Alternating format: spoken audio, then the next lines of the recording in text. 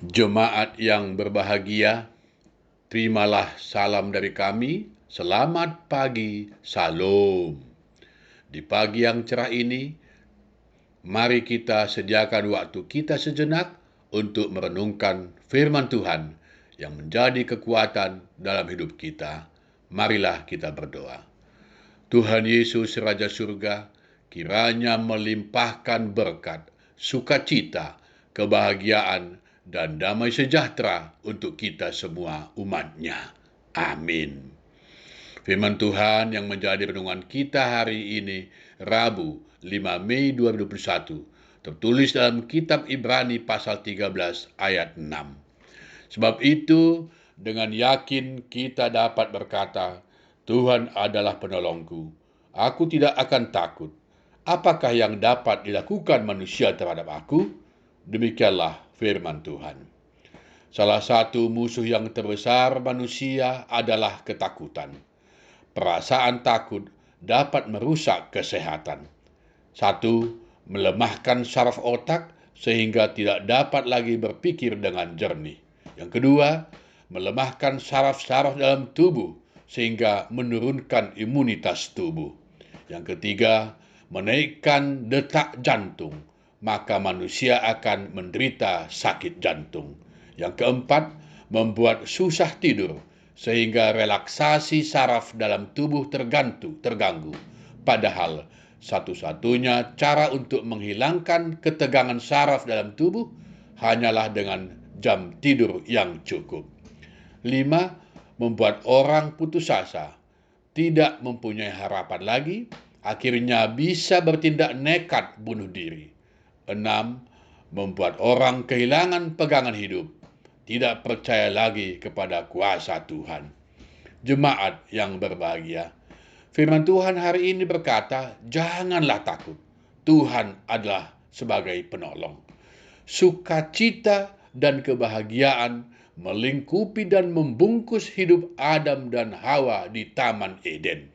Pada awalnya, manusia tidak mengenal rasa takut karena Tuhan tidak pernah menempatkan rasa takut itu di dalam diri manusia. Tetapi si pencuri datang, lalu mencuri kebahagiaan itu dari manusia dan menggantikannya dengan rasa takut. Pencuri itu adalah iblis. Iblislah yang memasukkan rasa takut dalam hidup manusia ketika manusia jatuh ke dalam dosa. Jadi, rasa takut itu pada awalnya adalah produksi dari dosa. Sejak manusia jatuh dalam dosa di Taman Eden dulu, salah satu senjata ampuh iblis untuk menghancurkan manusia adalah rasa takut.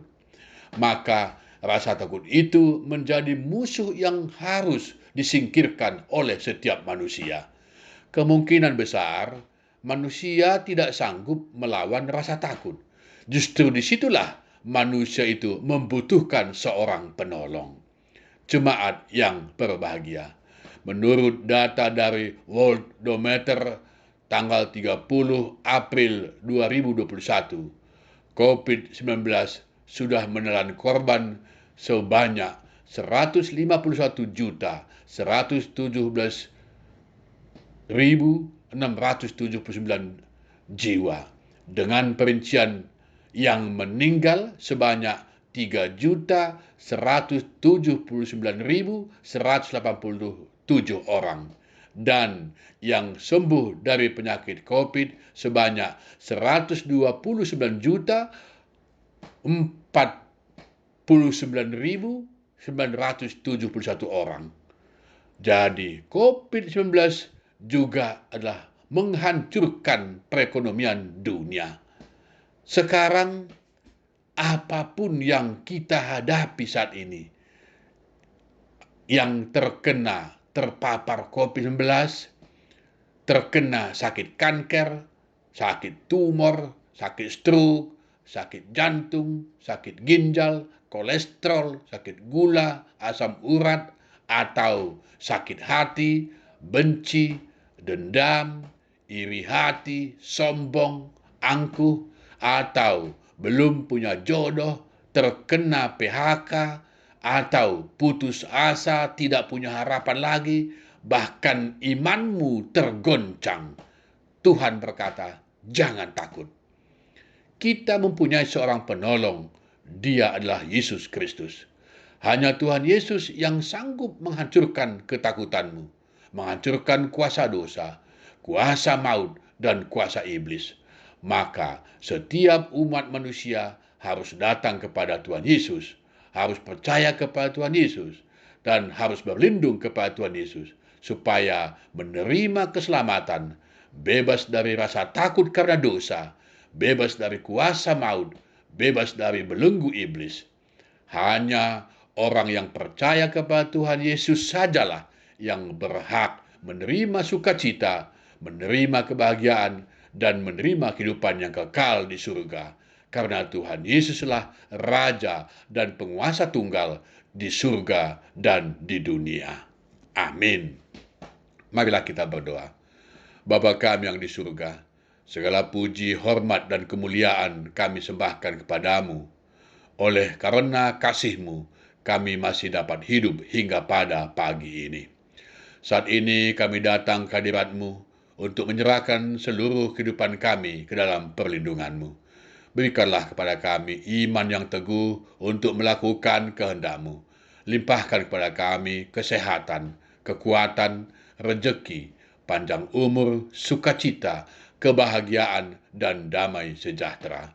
Mampukan kami menjadi pembawa damai dan sukacita di tengah-tengah dunia ini.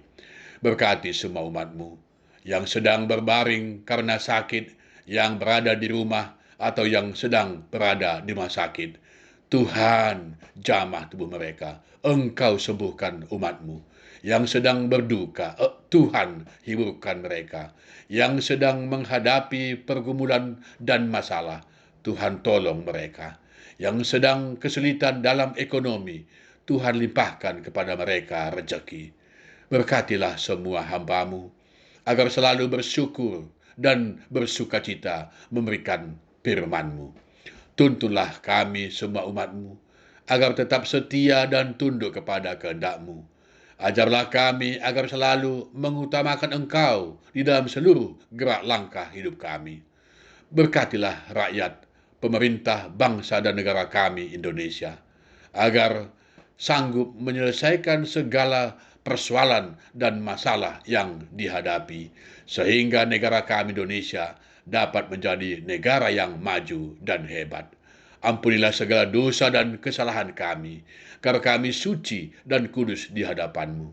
Terimalah doa dan permohonan dari kami anak-anak-Mu.